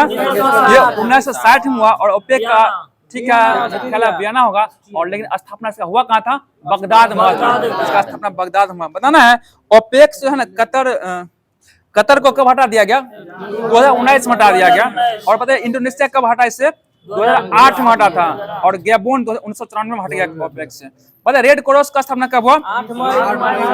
ठीक है 8 मई 1863 को क्या गया? और किसके द्वारा क्या गया था? हेनरी डुरेंट के द्वारा किया गया। पता है रेड क्रॉस का मुख्यालय कहाँ पड़ता है? जेनेवा स्विट्जरलैंड, जेनेवा स्विट्जरलैंड में हो जाएगा। और बताना आप सभी को रेड क्रॉस को कितना बार नोबेल पुरस्कार मिल चुका है? 3 बार मिल चुका है। और ठीक है 1917, 1944 और 1963 में दिया गया। और इसको किस क्षेत्र में दिया गया नोबेल पुरस्कार? शांति के क्षेत्र में दिया गया। ठीक है शांति के क्षेत्र में दिया गया। और रेड क्रॉस दिवस कब मनाते हैं? 8 मई को मनाया जाता है। अगला क्वेश्चन बताना है राष्ट्रमंडल का स्थापना कब हुआ था? ये 1926 में। और राष्ट्रमंडल का मुख्यालय कहाँ होगा? लंदन में हो जाएगा। बताना वर्तमान में राष्ट्रमंडल में सदस्यों की संख्या 54 को हो जाएगा, 54 को होगा। तो दोस्तों आज का जो भी होमवर्क था लुसेंट से समाप्त कर दिया गया। चलते हैं आपसे एक बीच में जो ये सार संग्रह के माध्यम से होमवर्क दिया गया था इसको लेकर आते फटाफट आप लोग को जवाब देना है खटाखट। चलते हैं अगला क्वेश्चन के बताना संविधान से। बताइएगा अगला क्वेश्चन है कि किस राज्य में अनुसूचित जनजाति के लिए आरक्षित सीट सर्वाधिक है? मध्य प्रदेश। मध्य प्रदेश से कितना? 6 गो सीट हो जाएगा। देखिए अनुसूचित जनजाति की संख्या सबसे अधिक कहाँ पड़ता है? मध्य प्रदेश में। इसी कारण वहां पे आरक्षित क्या होगा? सबसे अधिक होगा। और 6 गो सीट आरक्षण किया गया कहाँ पे? मध्य प्रदेश में। चलते हैं अगला क्वेश्चन को बताना है लोकसभा का कार्यकाल आपातकाल की घोषणा में कितना बार बढ़ाया जा सकता है? देखिए एक बार में 1 साल के लिए बढ़ाया जा सकता है। और संशोधन करके एक साल करके कितना बार बढ़ाया जा सकता है। ये निर्धारित नहीं किया गया कितना बार बढ़ाया जाएगा, लेकिन एक बार में 21 साल बढ़ाया जाएगा, ये बात कहा गया। चलते हैं अगला क्वेश्चन को बताना लोकसभा के में 2 एंग्लो भारतीय इंडियन को चुनता था। कौन चुनता था? ये भारत के राष्ट्रपति के द्वारा ही चुना जाता है। लेकिन इस एंग्लो इंडियन को समाप्त किस संशोधन में किया गया? देखिए 2 दिन पहले का एनटीपीसी में पूछा गया था 104वां संविधान संशोधन का संबंध किससे है? तो एंग्लो इंडियन से लगा। जो एंग्लो इंडियन का चुनाव करते थे, जो 2 एंग्लो इंडियन का चुनाव होता था लोकसभा में, उसको समाप्त कर दिया गया 104वां संविधान संशोधन 2019 के द्वारा। और विधानसभा में जो होता था उसमें एगो को चुनते थे, राज्यपाल के द्वारा चुना जाता था, उसको भी समाप्त कर दिया गया। चलते अगला क्वेश्चन बताना लोकसभा का न्यूनतम आयु कितना होना चाहिए? 25 वर्ष के लिए होना चाहिए। बताना लोकसभा एवं राज्यसभा में सर्वाधिक प्रतिनिधित्व किस राज्य से आता है? उत्तर प्रदेश, क्योंकि संख्या अधिक वहां पे है उत्तर प्रदेश में। और इसी कारण देखिए जनसंख्या का सुनिए ना, जनसंख्या के आधार पर सीटों का निर्धारण होता है। और सर्वाधिक जनसंख्या कहाँ है? उत्तर प्रदेश में। इसलिए वहां पे लोकसभा और राज्यसभा दोनों का सीट क्या अधिक है और वहां से अधिक चुनकर आते हैं। चलते हैं अगला क्वेश्चन बताना है कि उत्तर प्रदेश के बाद लोकसभा में सर्वाधिक सीट कहाँ है? महाराष्ट्र के पास कितना सीट है? 48 सीट है। ठीक है 48 हो जाएगा। बताइए राज्यसभा कैसा सदन है ये? एक अस्थायी सदन हो जाएगा, ठीक है। अस्थायी यानी कि उच्च सदन, ठीक है। और ये वृद्धों का सदन भी कहा जाता है इसको, ठीक है, बूढ़ो या वृद्धो, ठीक है, क्योंकि इसका उम्र कितना समय 30 वर्ष हो जाएगा। अगला क्वेश्चन बताइएगा, क्षेत्रफल की दृष्टि से सबसे बड़ा लोकसभा निर्वाचित क्षेत्र कौन होगा? ठीक है, लद्दाख हो जाएगा, लद्दाख हो जाएगा। बताइए लोकसभा का पहला आम चुनाव किस वर्ष हुआ था? सही जवाब है 1951-52। देखिए 25 अक्टूबर 1951 से 21 फरवरी 1952 तक चला था, ठीक है, सही जवाब हो जाएगा। बताइए राष्ट्रपति का वेतन कहाँ से दिया जाता है? सही जवाब भारत के संचित निधि से। सभी का वेतन भारत के संचित निधि से दिया जाता है, ठीक है। और बिहार वाला राज्य का संचित निधि हो जाएगा। बस चलते हैं, अगला क्वेश्चन बताना है कि एक वर्ष में लोकसभा में कम से कम कितना सत्र होना चाहिए? 2 सत्र होना चाहिए, ठीक है, 2 सत्र होना चाहिए। अब राज्यसभा का सदस्यों का कार्यकाल 6 वर्ष का होता है, लेकिन पूछेगा ना राज्यसभा का कार्यकाल तो 9 वर्ष, ये अस्थायी होता है। और राज्यसभा के सदस्यों का कार्यकाल 6 वर्ष का होता है और प्रत्येक 2 वर्ष में एक तिहाई सदस्य अवकाश पदमुक्त अवकाश ग्रहण करते। वही हुआ बात, एक ही बात हुआ। बताना है प्रोटेम स्पीकर का काम क्या होता है? देखिए सही जवाब, नवनिर्वाचित सदस्य लोकसभा सदस्यों का क्या करना है? शपथ दिलवाने का काम करता है प्रोटेम स्पीकर। पता ना भारत का पहला प्रोटेम स्पीकर कौन थे? भारत का पूछ रहे हैं पहला लोक, अरे उन थे ना, भूल रहे हैं। प्रोटेम स्पीकर का काम क्या नहीं याद है, देख लीजिएगा एक बार, भूलिएगा, याद था गड़बड़ा गया। अच्छा ठीक है, अगला क्वेश्चन चलते हैं, देख लीजिए उसको। लोकसभा का प्रथम अध्यक्ष कौन हो जाएंगे? जीबी मामलंकर। और जो 25 के थे ना वो भर्तृहरि महताब हो जाएंगे। 25 में जो 24-25 उसके लिए भर्तृहरि महताब थे। चलते हैं, अगला क्वेश्चन बताना है प्राक्कलन समिति का कार्य कितना वर्ष का होता है? 1 वर्ष का होता है, ठीक है, 1 वर्ष। किसका जो कार्य नियंत्रक एवं महालेखा परीक्षक की रिपोर्ट की जांच करना है, किसका काम है? लोक लेखा समिति। लोक लेखा समिति को हो जाएगा, सही जवाब बताइए। राज्यसभा के सदस्य कितने किसके द्वारा चुना जाता है? राज्यसभा सदस्य राज्यों के विधानसभा द्वारा, राज्यों के विधानसभा द्वारा चुना जाता है, ठीक है। बताना अगला क्वेश्चन बता दीजिएगा, प्रधानमंत्री नरेंद्र मोदी जी जो है नया संसद भवन का उद्घाटन क्या तारीख किए थे? ठीक है 23 मई 28 मई, ठीक है 28 मई 2023 को किए थे, ठीक है, डेट हो जाएगा। और उसी दिन वीर सावरकर का जन्म दिवस भी है, सही जवाब है। बताना अगला क्वेश्चन जवाब देना है कि इसका आकार कैसा है नया संसद भवन का? ये त्रिभुजा का आकार का। और कितने मंजिल का? ये 4 मंजिल का, 4 मंजिल का हो जाएगा। बहुत सही जवाब है। बताना अगला क्वेश्चन जवाब दीजिएगा, कितना वर्ग किलोमीटर में फैला है ये? 64,500, 64,500 कह सकते हैं इसको, यानी 64,500 वर्ग किलोमीटर में फैला हुआ है। और बताइए इसमें 3 को मुख्य द्वार है। जी मावलंकर ही है, प्रोटेम स्पीकर पूछ रहे हैं, वही है जी मावलंकर है, ठीक है, जीबी मावलंकर ही होंगे, तो पहला अध्यक्ष थे ना, और पहला इंग्लिश में, चलिए ठीक है, जो होगा देख लीजिएगा, जीबी मावलंकर ही होगा। बताना अगला क्वेश्चन ध्यान दीजिए, बताना है कि 3 को द्वार नया संसद भवन में, द्वार का नाम बताना आपसे को। शक्ति द्वार, ठीक है, ज्ञान द्वार, शक्ति द्वार और कर्म द्वार हो जाएगा, ठीक है। बताना है कि इसमें राज्यसभा के लिए कितना सीट? 384 सीट है और लोकसभा के लिए, ठीक है, 888, 3 को 8, 888 हो जाएगा। और टोटल का जोड़ेगा तो 1272 आ जाएगा, 1272। पूछेगा कि नया संसद भवन में संसद को बैठने का सीट कितना है, तो 1272 हो जाएगा टोटल को जोड़ के। बताइए अगला क्वेश्चन, लोकसभा का आंतरिक हिस्सा में किसको दर्शाया गया? ये राष्ट्रीय पक्षी मोर को दर्शाया गया। और राज्यसभा में किसको दर्शाया गया? कमल के फूल को दर्शाया गया, ठीक है। बताइएगा अगला क्वेश्चन है कि पुराना संसद भवन का नाम क्या रखा गया है? ठीक है, संविधान सदन, संविधान सदन रख दिया गया, सही जवाब हो जाएगा। और संसद परिसर में किसका वृक्ष लगाया गया है? ये बरगद का वृक्ष, जो कि क्या राष्ट्रीय वृक्ष हो जाएगा, ठीक है, राष्ट्रीय वृक्ष का हो जाएगा, ठीक है। बताइएगा प्रत्येक वित्त विधेयक धन विधेयक हो सकता है? नहीं हो सकता है, हमको लिखा नहीं हो सकता, ठीक है, लेकिन सभी धन विधेयक वित्त विधेयक हो सकता है, ठीक है, सही जवाब हो जाएगा। प्रत्येक वित्त विधेयक धन विधेयक नहीं होगा, लेकिन सभी धन विधेयक वित्त विधेयक हो सकता है, ठीक है, हो सकता है। तो चलते हैं अब हम सभी वर्ल्ड ज्योग्राफी की। और वर्ल्ड ज्योग्राफी में अच्छा टॉपिक दिया गया, खतरनाक टॉपिक है, देखते हैं इसको भी। बताइए अगला क्वेश्चन, कौन सा देश सूर्योदय का देश कहलाता है? जापान, यानी सूर्य उगते हुए देश क्या कहलाता है? जापान को कहलाता है। बताइए दक्षिण अफ्रीका की संसद क्या कहलाता है? केप टाउन, राजधानी है, शहर में है, हो गया, बोलिए। दक्षिण अफ्रीका की संसद किस नगर में स्थित है? केप टाउन होगा, केप टाउन नगर में स्थित हो जाएगा। बताना कंधार नगर ये कहाँ है? ये अफगानिस्तान है, कंधार अफगानिस्तान हो जाएगा। बताएगा अगला क्वेश्चन, आर्कटिक वृत्त के दक्षिण में कौन सा स्थित है? कौन स्थित है? ये कौन सा द्वीप? देखिए आर्कटिक वृत्त के दक्षिण में आइसलैंड द्वीप स्थित हो जाएगा। पता है सन सिटी के नाम से कौन जाना था? दक्षिण अफ्रीका। दक्षिण अफ्रीका को जानते हैं। अगला क्वेश्चन बताना, क्वांटो के मैदान किसे कहा जाता है? जापान को कहा जाता है। ठीक है, बताइएगा भारत के किस स्थान को मिनी स्विट्जरलैंड कहते हैं? ठीक है, खजियार एक झील है जो कि हिमाचल प्रदेश में पड़ता है। ठीक है, खजियार नामक स्थान को कहा जाता है। बताइए अगला क्वेश्चन, टर्की का कौन सा नगर पश्चिम का द्वार कहा जाता है? पश्चिम द्वार इस्तांबुल। पश्चिम का द्वार कौन सा जगह? इस्तांबुल जगह। बताना अगला क्वेश्चन, लैंड ऑफ थंडरबोल्ट किसे कहा गया? भूटान को कहा। लैंड ऑफ थंडरबोल्ट भूटान को कहा जाता है। ठीक है, बताइएगा मध्य रात्रि का शुरू नॉर्वे को कहा जाता है। नॉर्वे का। अगला क्वेश्चन था, संयुक्त राज्य अमेरिका के किस राज्य को है ना ब्लू ग्रास स्टेट कहते हैं? बताइए। केंटुकी को कहा जाता है। केंटुकी याद रखिए, केंटुकी को कहा जाता है। झीलों के वाटिका किसे कहते हैं? फिनलैंड को झीलों का देश या वाटिका भी कहा जाता है। बताना अगला क्वेश्चन, पक्षियों के महाद्वीप के नाम से किस महाद्वीप को? ठीक है, दक्षिण अमेरिका। सही जवाब हो जाएगा दक्षिण अमेरिका महाद्वीप को जानते हैं। अगला क्वेश्चन, ठीक है, बताना अगला क्वेश्चन जवाब देना, विश्व के किस शहर को धूम्र नगर के नाम से जानते हैं? शिकागो को। शिकागो। यहाँ पे कौन गए थे? स्वामी विवेकानंद गए थे, 1893 में गए थे। चलिए जवाब देना, अगला क्वेश्चन जवाब देना है कि दक्षिण अमेरिका का कौन सा नगर जो है ना अपनी चौड़ी सड़कों के कारण दक्षिण अमेरिका का पेरिस कहलाता है? ये ब्यूनस आयर्स हो जाएगा। पता है माल्टा किस सागर में अवस्थित है? माल्टा ये भूमध्य सागर होगा। और अलास्का किस देश का भाग है? ये संयुक्त, ठीक है, अमेरिका का भाग हो जाएगा। बस शहरों का शहर किसे कहा जाता है? Venice, Italy. शहरों का शहर वेनिस, इटली को कहा जाता है। ठीक है, बताइएगा अगला क्वेश्चन, लोंगो का द्वीप जंजीबार को कहते हैं। एड्रियाटिक की रानी किसे कहते हैं?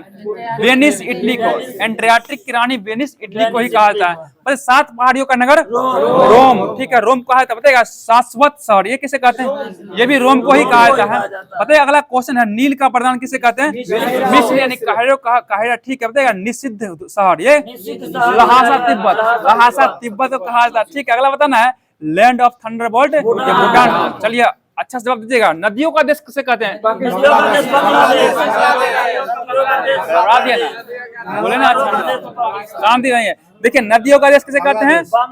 ठीक है, बांग्लादेश कहता है। और नहरों का देश पाकिस्तान का। पाकिस्तान कहते हैं नहरों का देश कहा जाता है। ठीक है, चलते हैं अगला क्वेश्चन की ओर। बताना है आप सभी को, स्काई स्क्रैप्स का नगर ये न्यूयॉर्क कहते हैं। और एम्पायर सिटी भी न्यूयॉर्क को ही कहा जाता है। अगला क्वेश्चन बताना है, अंध महाद्वीप किसे कहते हैं? ये अफ्रीका को कहा जाता है। बताइए स्वर्णिम द्वार का नगर ये किसे कहते हैं? San Francisco. स्वर्णिम द्वार का नगर सैन फ्रांसिस्को को कहा जाता है। और बताना क्वेकर सिटी ये किसे कहते हैं? फिलाडेल्फिया को। क्वेकर सिटी फिलाडेल्फिया को कहा जाता है। पता है अगला क्वेश्चन, एंटीलीज का मोती ये किसे कहते हैं? क्यूबा को कहा था। और विश्व का चीन का कटोरा ये भी क्यूबा को कहा था। क्यूबा को कहते हैं। बताइएगा सफेद हाथियों का भूमि थाईलैंड को कहा था। हजार झीलों का भूमि फिनलैंड को। बताइए उगते सूर्य का देश जापान को कहते हैं। मध्यरात्रि का सूर्य नॉर्वे को। और स्वर्णिम पैगोडा किसे कहते हैं? म्यांमार को। स्वर्णिम पैगोडा म्यांमार को कहा जाता है। बताना अगला क्वेश्चन, कंगारुओं का देश कौन सा है? ऑस्ट्रेलिया को कहा जाता है। बताइए भूमध्य सागर की कुंजी किसे कहते हैं? ठीक है, जिब्राल्टर संधि को कहा जाता है। अगला क्वेश्चन है, मोतियों का द्वीप बहरीन होगा। मोतियों का द्वीप बहरीन है। बताइएगा हेरिंग पांड किसे कहता है? हेरिंग पांड इसको अटलांटिक महासागर हो जाएगा। पर संसार का छत किसे कहते हैं? तामिल का पठार। और यूरोप का मरीज तुर्की को। और यूरोप के खेल का मैदान किसे कहते हैं? स्विट्जरलैंड को कहते हैं। और यूरोप का अखाड़ा किसे कहा जाता है? बेल्जियम। यूरोप का अखाड़ा बेल्जियम कहा जाता है। चलते हैं अगला क्वेश्चन की ओर। बताना है आप सभी को, बताना स्वर्णिम मीनारों वाला शहर किसे कहते हैं? ये ऑक्सफोर्ड को। ये ऑक्सफोर्ड हो जाएगा। बताया चीन का शोक नदी हुआंगहो नदी। और पीली नदी किसे कहते हैं? ये भी हुआंगहो नदी को ही कहा जाता है। बताइए विश्व की रोटी की टोकरी किसे कहते हैं? पेरी को। यानी अमेरिका, उत्तरी अमेरिका में पड़ता है। सही जवाब हो जाएगा। बताना अगला क्वेश्चन है कि पाकिस्तान का स्वर्ग किसे कहा जाता है? स्वात या स्वात। ठीक है, स्वात घाटी को कहा जाता है। सही जवाब स्वात होगा। स्वात घाटी को कहा जाता है। तो चलते हैं, अब वो लास्ट टॉपिक रहा है इसमें इसमें जो बच गया आपका अभी कौन सा, इकोनॉमिक्स की ओर। तो चलते हैं इकोनॉमिक्स, अर्थशास्त्र। बताना भारतीय रिजर्व बैंक के कौन सा पूर्व गवर्नर जो थे भारत का प्रधानमंत्री रह चुके हैं? ठीक है, डॉक्टर मनमोहन सिंह। डॉक्टर मनमोहन सिंह हो जाएंगे। अगला क्वेश्चन बताना है 14 बैंकों का राष्ट्रीयकरण कब हुआ था? 14 बैंकों का 19 जुलाई 1969 को हुआ था। ठीक है, 14 जुलाई होना चाहिए ना, 14 था ना, यहाँ 19 दिया हुआ है, 14 जुलाई होना चाहिए। बताना अगला क्वेश्चन, 6 बड़े बैंकों का राष्ट्रीयकरण कब हुआ था? ये 15 अप्रैल 1980 को किया गया। ठीक है, बताइए अगला क्वेश्चन बताना है, किसानों तक आसानी से पहुंच के लिए किस बैंक ने किसान क्लब स्थापित किया है? SBI, state bank of India. और इसका स्थापना कब हुआ था? 1955 में हुआ था, 1955 में। अच्छा, 14 बैंकों का राष्ट्रीय 19 जुलाई को हुआ है, 19 जुलाई 1969 को हुआ। ठीक है, अगला क्वेश्चन जवाब देना है। बताइएगा भारत में पहला इस्लामिक बैंक कहाँ स्थापित हुआ था? कोच्चि। और ये कोच्चि कहाँ पड़ता है? केरल का हो जाएगा जगह। ठीक है, बताना अगला क्वेश्चन, लघु उद्योग के क्षेत्रों में कौन सा बैंक कार्य करता है? ये ठीक है, सिडबी। और इसी को बोलते हैं भारतीय लघु उद्योग विकास बैंक, सिडबी हो जाएगा। ठीक है, हाँ, सिडबी का लखनऊ है, लखनऊ एसबीआई का मुख्य। ठीक है, चलते हैं अगला क्वेश्चन बताना है। बताइएगा प्रथम क्रेडिट कार्ड का कब और किसके द्वारा ये? ठीक है, 1959 में चलाया गया, 1959 में बैंक ऑफ अमेरिका के द्वारा, बैंक ऑफ अमेरिका का। बताना अगला क्वेश्चन, क्षेत्रीय ग्रामीण बैंक का स्थापना कब किया गया था? ठीक है, 2 अक्टूबर 1975 को इसका स्थापना किया गया। सही जवाब हो जाएगा। ठीक है, सही जवाब हो जाएगा। बताइए अगला क्वेश्चन बताना है, किस व्यावसायिक बैंक द्वारा चलती फिरती एटीएम सेवा शुरू किया गया था? ठीक है, आईसीआईसीआई बैंक के द्वारा चला। ठीक है, आईसीआईसीआई बैंक। सही जवाब हो जाएगा। बताना लघु एवं मध्यम उद्योगों को ऋण उपलब्ध करवाने हेतु किस समिति का गठन किया गया था? ये नायक समिति। और इसका गठन कब हुआ? 1993 में। नायक समिति का गठन 1993 में किया गया। बताइए नाबार्ड का मुख्यालय कहाँ हो जाएगा? मुंबई में हो जाएगा। नाबार्ड का स्थापना कब हुआ था? सही जवाब होगा 12 जुलाई 1982 किया गया। और किस कमेटी के सिफारिश पर? सही जवाब है शिवरमन समिति के सिफारिश पर नाबार्ड का स्थापना 12 जुलाई 1982 में किया गया। सही जवाब हो जाएगा। अगला क्वेश्चन बताइएगा, बैंकों की पूंजी पर्याप्तता के माप के लिए किस अंतरराष्ट्रीय मानक का प्रयोग किया जाता है? बेसल मानक। बेसल मानक का प्रयोग किया जाता है। बताइएगा स्वाभिमान कार्यक्रम का प्रमुख उद्देश्य क्या रहेगा? ग्रामीण निर्धन के घरों तक बैंक को पहुंचाना। देखिए बैंक निर्धनों तक पहुंचा रहा है, वही स्वाभिमान कार्यक्रम हो जाएगा। अगला क्वेश्चन जवाब दीजिएगा, किस समिति की अनुशंसा पर भारत में जोखिम परिसंपत्तियों के 9% न्यूनतम पूंजी पर्याप्त का प्रावधान किया गया? नरसिम्हम समिति। 9 से नरसिम्हम याद रखिए, 9% नरसिम्हम समिति हो जाएगा। और इसका संबंध किससे? बैंकिंग के सुधार से। बताइए अगला क्वेश्चन बताना है कि सहकारी शाखा समितियों का ढांचा कैसा है? ये त्रिस्तरीय होगा, त्रिस्तरीय। बताइएगा अगला क्वेश्चन जवाब दीजिएगा। बताइएगा कर्ज को लौटाने में समर्थ होने के बावजूद जानबूझकर कर्ज न लौटाने वाले ऋणी को क्या कहते हैं हम? नहीं, इरादतन चूक करता, मतलब उसका इरादा नहीं है देने का, इरादतन चूक करता। सही जवाब हो जाएगा, इरादतन चूक करता हो जाएगा। अगला क्वेश्चन जवाब देना है, भारतीय रिजर्व बैंक किन परिसंपत्तियों के बदले में मुद्रा निर्गमन करता है? ये स्वर्णिम विदेशी प्रतिभूति तथा भारत सरकार के प्रतिभूतियों के बदले में।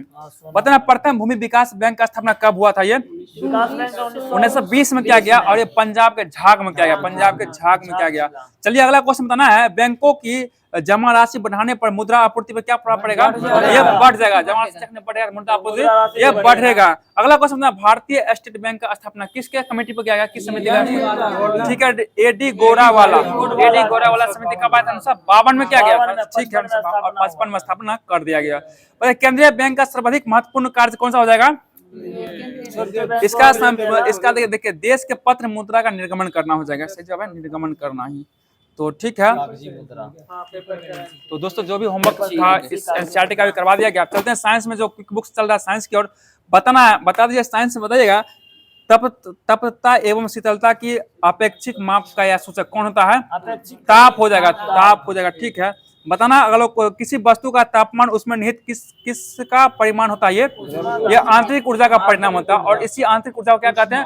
उष्मा कहा जाता है। ठीक है, उष्मा कहा जाता है। उष्मा का स्थानांतरण सदैव कैसे होता है? ठीक है, उच्च ताप वाली वस्तु से निम्न ताप वाली वस्तु की ओर होता है। ठीक है, सही जवाब हो जाएगा। जवाब देना अगला क्वेश्चन के लिए बता देना है। बताया किसी वस्तु को स्पर्श करने पर यदि उष्मा उस वस्तु से त्वचा की ओर प्रवाहित होती है तो वस्तु कैसा होगा? गर्म होगा। जब आपको उष्मा उधर आपके इधर आएगा गर्म होगा, और जब उष्मा आप में से उसमें चल जाएगा तो क्या होगा, वो ठंडा हो जाएगा। ठीक है, ठंडी हो जाएगा, सही होगा, ठंडी वस्तु हो जाएगा। ठीक है, देखिए जब ठंडा के महीना में लकड़ी को छुएगा और लोहा को छुएगा तो लोहा क्या, लोहा ठंडा लगेगा क्योंकि आपका उसमें खिंचता है, और लकड़ी आपको देता है, लकड़ी नहीं लगेगा, लकड़ी ठंडा नहीं लगता है।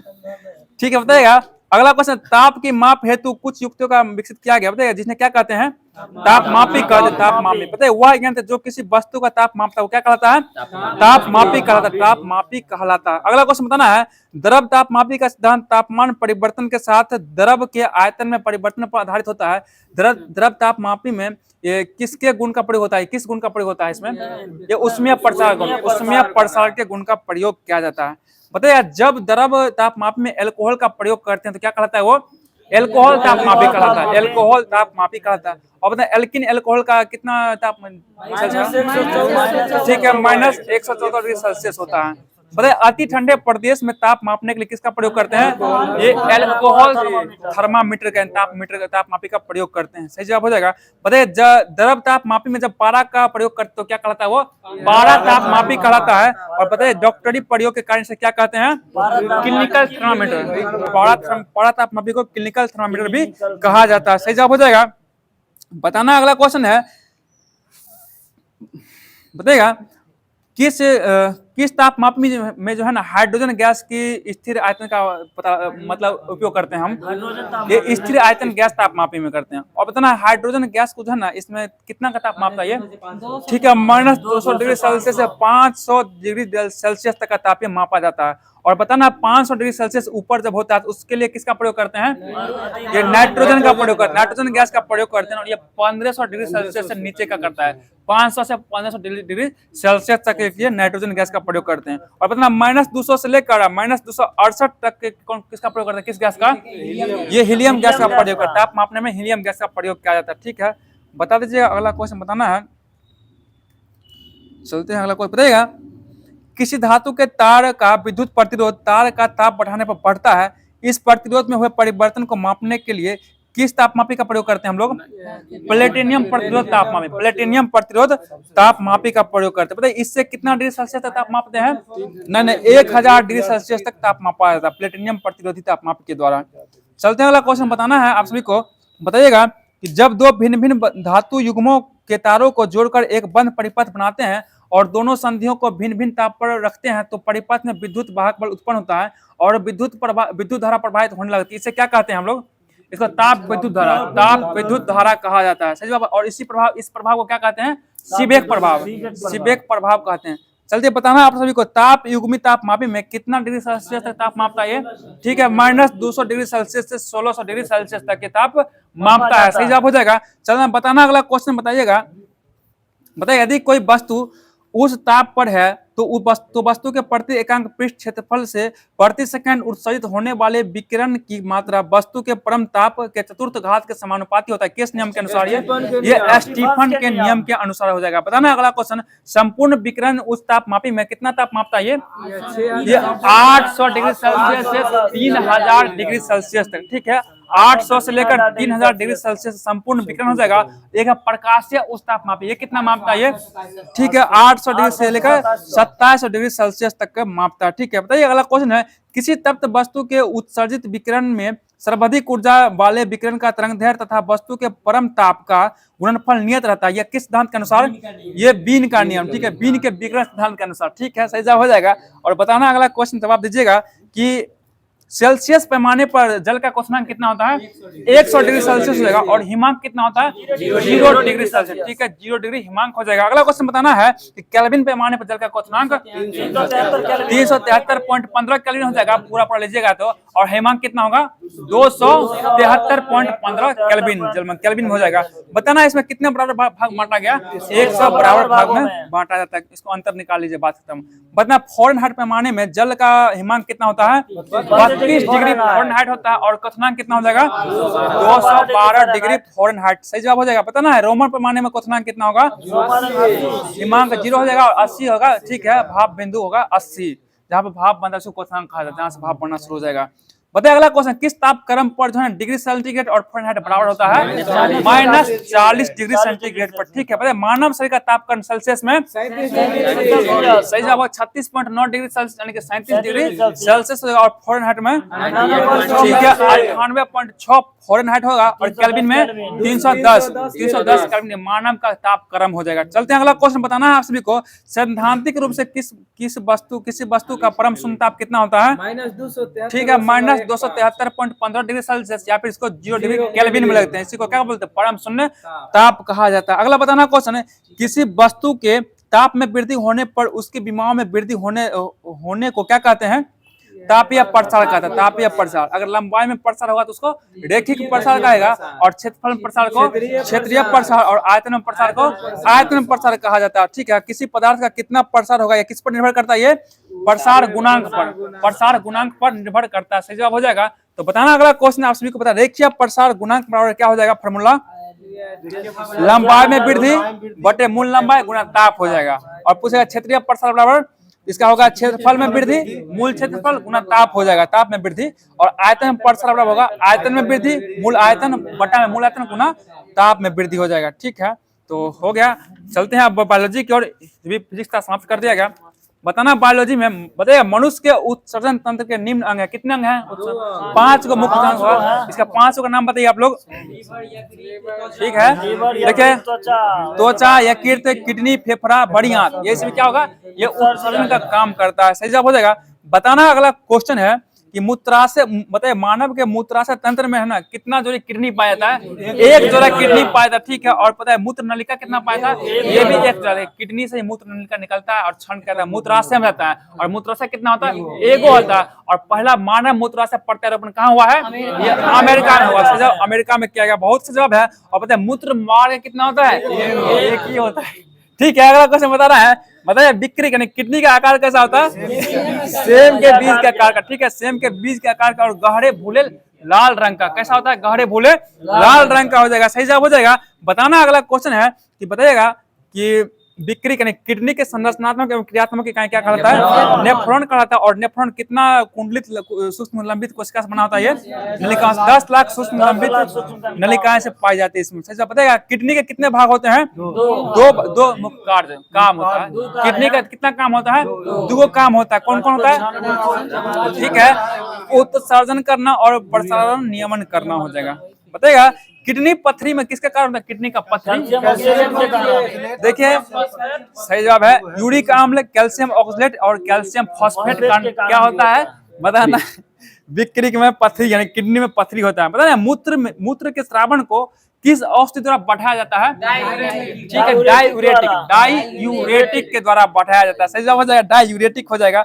अगला क्वेश्चन बताना है, यूरिया आदि उत्सर्जित पदार्थों को शरीर से बाहर निकालने के लिए कौन उत्तरदायी होता है?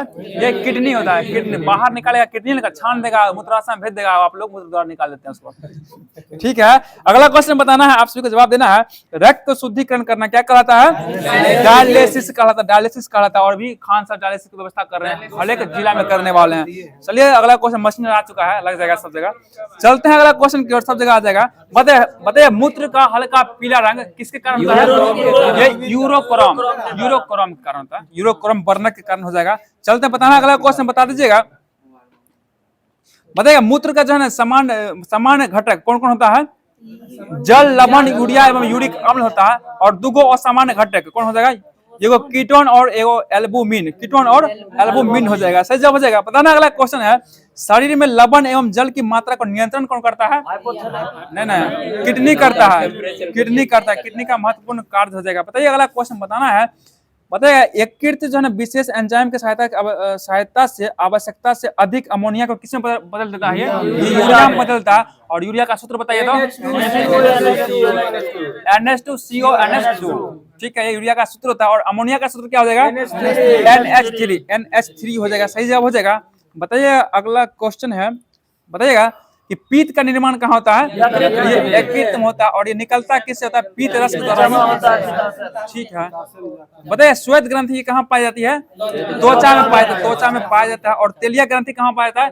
ये भी त्वचा में ही पाया जाता है। श्वेत ग्रंथि से पसीना निकलता है। ठीक है, पसीना निकलता है, यूरिया लवण थोड़ा थोड़ा निकलता है, जल निकलता है। बताना अगला क्वेश्चन है कि श्वसन क्रिया के अंतर्गत श्वास छोड़ने की प्रक्रिया में रुधिर में घुली CO2 का उत्सर्जन कौन करता है? फेफड़ा करता है। ठीक है, कार्बन डाइऑक्साइड का उत्सर्जन कौन करता है? उत्सर्जन फेफड़ा के द्वारा किया जाता है और साथ साथ जल वाष्प का भी उत्सर्जन करता है। ये बताइए अगला क्वेश्चन, मानव शरीर में सभी अंगों के कार्यों का नियंत्रण, संचालन एवं समन्वय कौन करता है? तंत्रिका तंत्र अथवा अंतःस्रावी तंत्र के द्वारा ही किया जाता है। बताइएगा मानव का तंत्रिका तंत्र दो भागों में विभाजित होता है, कौन कौन हो जाएगा वो? केंद्रीय तंत्रिका तंत्र एवं परिधीय तंत्रिका तंत्र हो जाएगा। सही जवाब हो जाएगा। बताइए शरीर के विविध क्रियाओं का नियंत्रण एवं नियमन कौन करता है? ये केंद्रीय तंत्रिका तंत्र करता है। और हमारे शरीर का केंद्रीय सूचना प्रसारण अंग कौन हो जाएगा? ये मस्तिष्क हो जाएगा। मस्तिष्क हो जाएगा। ठीक है, और बताइए ये क्या करता है? आदेश का एवं नियंत्रण करता है। आदेश देता है और नियंत्रण काम कौन करता है? मस्तिष्क द्वारा ही किया जाता है। सही जवाब हो जाएगा। बताइए केंद्रीय तंत्रिका तंत्र कितना भाग बांटा गया है? दो भाग में बांटा गया। कौन कौन सा? मस्तिष्क और मेरुरज्जु। मस्तिष्क एवं मेरुरज्जु। बताइए मस्तिष्क का भार कितना पाउंड होता है? लगभग 3 पाउंड के बराबर होता है। और ग्राम में पूछेगा तो ठीक है 1300 से लेकर 1400 ग्राम के बीच में हो जाएगा। सही जवाब हो जाएगा। बताइए बताना अगला क्वेश्चन है, आप सभी को जवाब देना है। बताइएगा मस्तिष्क का जो भार है ना कितना होता है? कितना परसेंट होता है? 2%। संपूर्ण भार का 2%। ठीक है, संपूर्ण शरीर के भार का 2% ही होता है। चलिए अगला क्वेश्चन बताना, सोचने, हृदय गति नियंत्रण तथा शरीर के संतुलन तीनों के लिए कौन उत्तरदायी होता है? ये मस्तिष्क उत्तरदायी होता है। मस्तिष्क। बताना मस्तिष्क को कितने भाग में बांटा गया? 3 भाग में बांटा है। कौन कौन? सही जवाब है अग्र मस्तिष्क, मध्य मस्तिष्क और पश्च मस्तिष्क हो जाएगा। बताइएगा अग्र मस्तिष्क कितना भाग होता है? 2 भाग होता है। ठीक है, और दोनों भाग का नाम बताइए आलोक जी, आप नाम बताइए। ठीक है, सेरिबेलम और डायनसिफिलॉन होगा। डायनसिफिलॉन कितना अच्छा से इसको याद किया ने लिख पाए हमारे। सेरिबेलम और डायनसिफिलॉन हो जाएगा जो क्या अग्र मस्तिष्क का भाग हो जाएगा। चलते हैं अगला क्वेश्चन बताना है कि बताइएगा 2 अर्धगोलाकार से कौन बना होता है? सेरिबेलम या परम मस्तिष्क, और इसी को सेरिबेलम अर्धगोलाकार भी कहते हैं। चलते हैं बताना अगला क्वेश्चन है, देखने, स्पर्श करने, सूंघने एवं अलग अलग केंद्र कौन होता है? ये सेरिबेलम ही होता है। सेरिबेलम हो जाएगा। मनुष्य की चेतना, तर्क स्मरण क्षमता तथा बुद्धि का भी केंद्र कौन होता है? सेरिबेलम को ही कहा जाता है। बताइए सब किसके जो अधिक विकसित होने के कारण मनुष्य अधिक बुद्धिमान होता है? ये सेरिबेलम। अगर सेरिबेलम अधिक विकसित होगा तो मनुष्य अधिक बुद्धिमान होगा। और रोज सुबह सुबह बादाम फुला खाइए और बुद्धिमान बढ़ जाएगा। पिस्ता बादाम। अगला क्वेश्चन बताना है, बताइएगा कि थैलम क्या बोले? व्यायाम कीजिए फूलेगा तो। चलिए कोई बात नहीं, चलते हैं अगला क्वेश्चन। बताइएगा बताइए पिट्यूटरी जो ग्रंथि है ना ये किससे जुड़ा होता है? ये ठीक है थैलेमस में। देखिए थैलेमस के जो डायसेप्नल का ये भाग है, अग्र भाग हो जाएगा। और इसी से क्या जुड़ा होता है? पिट्यूटरी ग्रंथि होता है। और ठीक है पिट्यूटरी ग्रंथि का भार कितना होता है? 0.6 ग्राम। 0.6 ग्राम का होता है। सही जवाब हो जाएगा। चलते हैं अगला क्वेश्चन बताना है कि पिनियल ग्रंथि जो होती है, पिनियल ग्रंथि से कौन सा हार्मोन स्रावित होता है? ठीक है मेलाटोनिन हार्मोन स्रावित होता है। और मेलाटोनिन हार्मोन किसके लिए उत्तरदायी होता है? ये नींद के लिए मेलाटोनिन हार्मोन जो नींद के लिए उत्तरदायी होता है। देखो कलर के लिए मेलानिन के कारण होता है। और मेलाटोनिन हार्मोन जो है नींद के लिए उत्तरदायी होता है। सही जवाब हो जाएगा। बताना अगला क्वेश्चन बताइएगा डायसेफिनॉल के निचले भाग को क्या कहते हैं? हाइपोथैलेमस कहा जाता है। हाइपोथैलेमस कहा जाता है। सही जवाब हो जाएगा। बताइएगा अगला क्वेश्चन बताना है भूख प्यास तथा परितृप्ति का केंद्र कौन सा जाएगा? ये हाइपोथैलेमस हो जाएगा। बताना शरीर का ताप, रक्तचाप, निद्रा, प्रजनन ये सब क्षमता दर का निर्धारण कौन करता है? यही करता है हाइपोथैलेमस की तरह ही किया जाता है। बताइए मध्य मस्तिष्क से कितना भाग होता है? 2 भाग हो जाएगा। ठीक है, इसका सेरिबेलम, पिंडिकल और कार्पोल क्वाड्रिजेनिमा हो जाएगा। बताइएगा अगला क्वेश्चन बताना है पश्च मस्तिष्क के बारे में। चलते बताइएगा पश्च मस्तिष्क में कितना भाग माना होता है? 2 भाग, एगो सेरिबेलम, एगो ऑब्लांगोटा, मेडुला ऑब्लांगोटा बोलते हैं उसको। बताइएगा मानव मस्तिष्क का दूसरा सबसे बड़ा भाग कौन होगा? सेरिबेलम। ऑब्लांगोटा छोटा होता है। सेरिबेलम हो जाएगा। ठीक है सेरिबेलम बताइए ठंडा, बताइएगा ठंडा का महसूस कर रहे हैं। ठंडा का महसूस मेडुला ऑब्लांगोटा करता है। बताइए अगला क्वेश्चन बताना है कि बताइए गति नियंत्रण, समन्वय, शरीर का संतुलन तथा ऐच्छिक पेशियों की क्रिया का निगमन कौन करता है? ये सेरिबेलम करता है। ठीक है सेरिबेलम करता है। बताइएगा कि मेडुला ऑब्लांगोटा का आकार कैसा होता है? त्रिभुजाकार का होता है, ये त्रिभुजा आकार का होता है, जो भोजन को निगलने उल्टी जैसी क्रिया में क्या करता है, ये केंद्र होता है, मेडुला ऑब्लांगाटा हो जाएगा।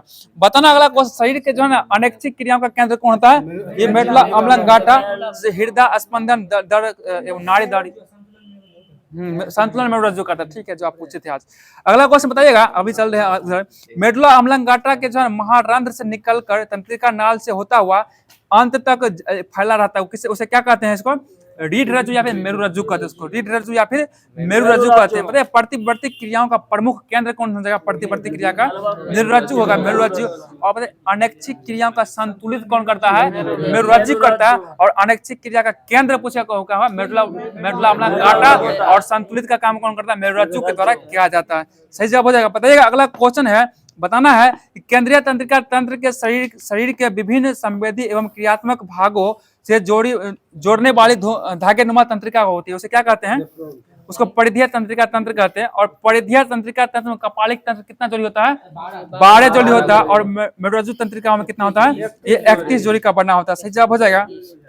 बताइए अगला क्वेश्चन, विभिन्न प्रकार की अनैच्छिक क्रियाओं को सुचारू रूप से चलाने के लिए कौन उत्तरदायी होता है, तंत्र, स्वायत्त तंत्र हो जाएगा, स्वायत्त तंत्र। तो चलिए, तो जो भी होमवर्क दिया गया समाप्त करते हैं ज्योग्राफी से भी, अब इसके बाद कल देखेंगे। और चलते हैं बायोलॉजी को समाप्त किया गया था ना, चलते हैं एसपीडी की ओर। तो एसपीडी में बताना आप सभी को, कांग्रेस का स्थापना कब हुआ था, 1885 में। इसका प्रतीक क्या हो जाएगा, चुनाव चिन्ह पंजा, एक पंजा लगेगा, हाथ छाप हो जाएगा। ठीक है, बताना सीपीआई का चुनाव चिन्ह क्या हो जाएगा, अनाज वाली हसिया, अनाज वाली हसिया। और सीपीआई का स्थापना कब हुआ था, 1925 में। बताइए भाजपा का स्थापना कब हुआ था, ठीक है, 1980 में। क्या गया, भाजपा का चुनाव चिन्ह कमल हो जाएगा। ठीक है, बताइएगा टीएमसी पार्टी का चुनाव चिन्ह क्या होगा, फूल और घास हो जाएगा। और टीएमसी का स्थापना कब हुआ, 1998 में। और बताइए बहुजन समाज पार्टी का स्थापना कब हुआ, 1984 में। और इसका प्रतीक चुनाव चिन्ह हाथी हो जाएगा। और एएपी आम आदमी पार्टी का स्थापना कब हुआ, 2012 में, झाड़ू छाप हो जाएगा। और एनपीपी नेशनल पीपुल्स पार्टी का स्थापना 2013 में हुआ। और इसका चुनाव चिन्ह क्या हुआ, पुस्तक हो जाएगा। बताइए बंगाल गजट का स्थापना कब और किसके द्वारा, ठीक है, जेम्स ए हिकी 1780 में किया गया। ठीक है, और बंगाल गजट का स्थापना। ठीक है, बताइए समाचार दर्पण ये किसके द्वारा, जेसी मार्समैन के द्वारा स्थापना किया गया। ये 1818 में किया गया था। बताइए हिंदू पेट्रियाटिक संपादक कौन जाएंगे, गिरीश चंद्र घोष जाएंगे। बताइए सोम प्रकाश का संपादक द्वारकानाथ विद्याभूषण हो जाएंगे। बताइएगा इंडियन मिलियन के संस्थापक कौन थे, इंडियन मिलियन देवेंद्र नाथ टैगोर हो जाएंगे, पत्रिका हो जाएगा, ये पत्रिका समाचार पत्र। बताइए अमृत बाजार पत्रिका का संस्थापक ये शिशिर कुमार घोष और मोतीलाल नेहरू हो जाएंगे। बताइए द हिंदू का संपादक कौन जाएंगे, वीर राघवाचारी हो जाएंगे। केसरी के संपादक बाल गंगाधर तिलक हो जाएंगे। और इंडिया का संपादक दादा भाई नौरोजी। पता द इंडियन रिव्यू इसका संस्थापक कौन थे, ए नटेशन हो जाएगा। और इंडियन ओपिनियन के संस्थापक महात्मा गांधी। और ये 1903 में दक्षिण अफ्रीका में किए थे, पहला पत्रिका इनका वही हो जाएगा। बताइए अगला क्वेश्चन बताना है, युगांतर के संस्थापक कौन जाएंगे, भूपेंद्र नाथ दत्त। और ये कब के, 1906 में। बताइए बंग दर्शन का संस्थापक बंकिम चंद्र चटर्जी हो जाएंगे। और द लीडर किसका है, ये मदन मोहन मालवीय के द्वारा। बताइए इंडिपेंडेंस के संस्थापक कौन जाएंगे, मोतीलाल नेहरू। और सर्वेंट ऑफ इंडिया के संस्थापक गोपाल कृष्ण गोखले। इसका स्थापना कब की है, 1918 में, 18 इलाहाबाद में किए। बताइए नवजीवन के संस्थापक, नवजीवन का महात्मा गांधी। और ये 1919 में अहमदाबाद से किए थे। बताइए यंग इंडिया के संस्थापक कौन जाएंगे, महात्मा गांधी। और ये भी 1919 में कहां से, अहमदाबाद से किए थे। हिंदुस्तान टाइम के संस्थापक के.एम. पन्नीकर। और हरिजन के संस्थापक कौन जाएंगे, महात्मा गांधी। ये भी कब के, 1933 में किए थे। बताइए पके हुए आम में कौन सा विटामिन होता है, विटामिन ए हो जाएगा। सही जवाब हो जाएगा। बताइए अगला क्वेश्चन, भारत का राष्ट्रपति बनने वाला प्रथम आसामी कौन था, ठीक है, फखरुद्दीन अली अहमद हो जाएगा। समुद्र की गहराई किससे मापते हैं, हाइड्रोमीटर से मापते हैं। बताइएगा ध्वनि का वेग इस्पात में क्या होता है, अधिक होता है। बताइएगा राष्ट्रीय विज्ञान दिवस कब मनाते हैं, 28 फरवरी को। ठीक है, बताइए कान्हा किसकी अभयारण्य है, मध्य प्रदेश, कान्हा किसली मध्य प्रदेश में अभयारण्य है। ठीक है, बताइएगा जल का अधिकतम घनत्व कहाँ होता है? 4 डिग्री सेल्सियस। बताइए तराइन का प्रथम युद्ध कब हुआ था? 1191 में हुआ। सही जवाब हो जाए। विटामिन के का के मतलब कहाँ बसा में घुलनशील होता है? एडीई के। चोल वंश का अंतिम शासक कौन था? राजेंद्र तृतीय। राजेंद्र तृतीय चोल वंश का अंतिम शासक हो जाएगा। बताना अगला क्वेश्चन बताइएगा, भारत में इलायची का सर्वाधिक उत्पादन कहाँ होता है? केरल में किया जाता है। सही जवाब हो जाएगा। बताइए अगला क्वेश्चन बताना। अगला क्वेश्चन बता दीजिए। स्पीड हो गया। पांडिचेरी जो है ना, पांडिचेरी में है ना, किसके उपनिवेश थे ये? फ्रांसीसी के उपनिवेश है। ठीक है, बताना अगला क्वेश्चन। इंग्लैंड की मुद्रा क्या है? पाउंड हो जाएगा। बताइए भोजन का पचना कहाँ शुरू होता है? मुख से, और अंतिम रूप से कहाँ पचता है? छोटी आंच में पच जाता है। उसके बाद कहाँ आता है? बड़ी आंच। उसके बाद ठीक है, बताना है अगला क्वेश्चन। राज्यसभा का सदस्य बनने का न्यूनतम आयु 30 वर्ष का हो जाएगा। बताइए भारत में एकमात्र राज्य कौन है जिसकी सीमाएं सिक्किम से स्पर्श करती है? पश्चिम बंगाल। एक राज्य है, देखिए उससे लगता है पश्चिम बंगाल का, ऐसे औंठा बना था सिक्किम का। और सिक्किम का भारत में प्रवेश कब हुआ था?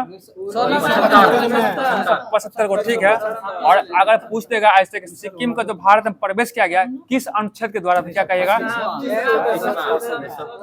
अब अनुच्छेद पूछ रहे हैं, अनुच्छेद 2 के तहत। देखिए अनुच्छेद 2, ठीक है, अनुच्छेद 2 में कहा गया है कि किसी भी बाहरी को अपना बाहरी मतलब जगह को अपना जब मिलाया जाएगा तो अनुच्छेद 2 के तहत। और अनुच्छेद 3 के तहत क्या कहा गया?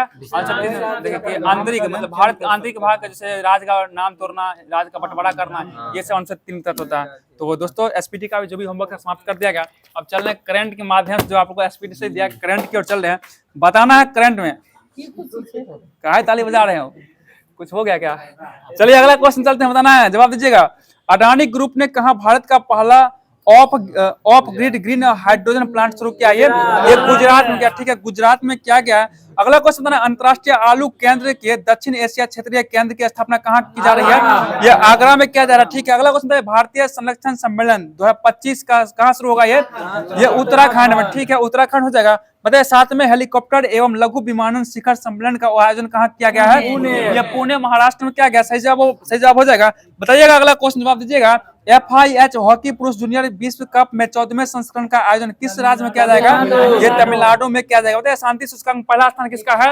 आइसलैंड का है। और भारत का स्थान 115वां स्थान हो जाएगा। ठीक है, बताइएगा 5वें खेलो इंडिया यूनिवर्सिटी गेम्स का मेजबानी कौन करेगा? ये राजस्थान के द्वारा किया जाएगा। ठीक है, बताना अगला क्वेश्चन बताइएगा, नासा के एयर स्पेस प्रोग्राम को पूरा करने वाली पहली भारतीय महिला? ठीक है, डांगेटी जहानवी हो जाएंगे। अगला क्वेश्चन बताइएगा, किस देश की महिला में नए रक्त समूह की खोज की गई है? ये फ्रांस की महिला में खोज की गई। सही जवाब फ्रांस की महिला हो जाएगी। अगला क्वेश्चन जवाब देना, भारत ने किस देश के साथ पनडुब्बी सहयोग समझौता पर हस्ताक्षर किया? ये दक्षिण अफ्रीका के साथ होगा। बताइए किसने अपनी आत्मकथा the one cricket my life and more लिखा है? ये शिखर धवन की आत्मकथा हो जाएगा। अगला क्वेश्चन बताना, कौन सा सबसे वैल्यूएबल ब्रांड बना है? ये टाटा ग्रुप। बताइए नाटो शिखर सम्मेलन 2025 का आयोजन कहाँ किया जाएगा? ये नीदरलैंड, द हेग नीदरलैंड में होने वाला। बताइए पहली क्वांटम कंप्यूटिंग वैली जनवरी 2026 तक कहाँ लॉन्च होगी? ये आंध्र प्रदेश में होने वाला। अगला क्वेश्चन बताना, भारत का पहला बटरफ्लाई सेंचुरी किस राज्य में स्थापित किया जाएगा? ये केरल में स्थापित होने वाला है। सही जवाब हो जाएगा। अगला क्वेश्चन बताना, किस राज्य में स्थित सलखन फॉलिस पार्क को यूनेस्को वर्ल्ड हेरिटेज साइट में, ठीक है, टेंट में शामिल किया गया? उत्तर प्रदेश का होगा। बताना अगला क्वेश्चन, बांग्लादेश ने किस दिन को नया बांग्लादेश घोषित किया? ये 8 अगस्त को घोषित कर लिया। सही जवाब हो जाएगा। बताइएगा किस देश में जो है ना 2 नए चमगादड़ वायरस पहुंचा? चमगादड़ कौन है? चाइना। तो चीन हो जाएगा। ठीक है, बताइए अगला क्वेश्चन बताना है आप सभी को, एशिया अवसंरचना निवेश बैंक का अध्यक्ष किसे नियुक्त किया गया? जो जियाई को नियुक्त किया गया। ठीक है, सही जवाब हो जाएगा। अगला क्वेश्चन बताना है, कहाँ माता जानकी मंदिर के लिए ट्रस्ट का गठन किया गया है? सीतामढ़ी में किया गया। ठीक है, बताना अगला क्वेश्चन बताइएगा कि किस राज्य के विद्या शक्ति पहल का शुरू किया गया है? ये आंध्र प्रदेश में किया गया। बताइए ऐतिहासिक बोनालू उत्सव कहाँ शुरू हुआ है? तेलंगाना में हो गया। सही जवाब हो जाएगा। बताइएगा किस राज्य ने शिक्षकों को ऑनलाइन अटेंडेंस 1 जुलाई 2025 से अनिवार्य किया? मध्य प्रदेश किया। ठीक है, बताइए चर्चा में रहा माले महादेश्वर वन्यजीव अभयारण्य किस राज्य में है? ये कर्नाटक में हो जाएगा। बहुत सी जगह बताइएगा, आषाढ़ी बीज त्योहार किस राज्य में मनाया गया? ये गुजरात में मनाया गया। ठीक है, अगला क्वेश्चन बताना है, अखंड गोदावरी परियोजना की आधारशिला कहाँ रखा गया? ये आंध्र प्रदेश में ही रखा गया। बताना अगला क्वेश्चन, अम्बुबाची मेला का आयोजन कहाँ हुआ? ये असम में किया गया। अगला क्वेश्चन है कि चर्चा में रही पुस्तक इमरजेंसी डायरी में किसकी यात्रा का वर्णन किया गया? नरेंद्र मोदी की यात्रा का वर्णन किया गया। ठीक है, अगला क्वेश्चन बताना है, बताइएगा किस राज्य पर, किस स्थान पर भारतीय सेना द्वारा ऑपरेशन बिहाली शुरू किया गया? ये जम्मू कश्मीर में चलाया गया। ठीक है, बताइए किस राज्य सरकार द्वारा शक्तिपीठ एक्सप्रेसवे का परियोजना किया गया? ठीक है, महाराष्ट्र का मंजूरी दिया गया। बताइए अगला क्वेश्चन है, राष्ट्रीय संख्यांकी दिवस किसके जन्म दिवस पर मनाते हैं? पीसी महालनोबिस के जन्म दिवस पर मनाया जाता है। अगला क्वेश्चन और आज का अंतिम क्वेश्चन बताना है, जारी सूचना अनुसार बिहार राज्य का पहला न्यूक्लियर रिएक्टर कहाँ बनाया जाएगा? ये नवादा में बनाया जाएगा। तो दोस्तों आज का क्लास यहीं पे समाप्त किया जाएगा, और इससे पहले जो आप सभी के बीच में एक क्वेश्चन दिया जा रहा है, इसका जवाब आप लोग को कमेंट माध्यम से करना होगा कि मुसोलिनी का जन्म कब हुआ था। जवाब फिर से दीजिएगा, मुसोलिनी का जन्म कब हुआ था, इस क्वेश्चन का जवाब देना है। वो क्लास कैसा लगा जरूर बताइएगा। क्लास को अगर देखे होंगे तो आप लोग लाइक कीजिएगा, कमेंट जरूर करके जाइएगा, और तब तक मिलते हैं किसी अगले क्लास में। फिर से जय हिंद, जय भारत।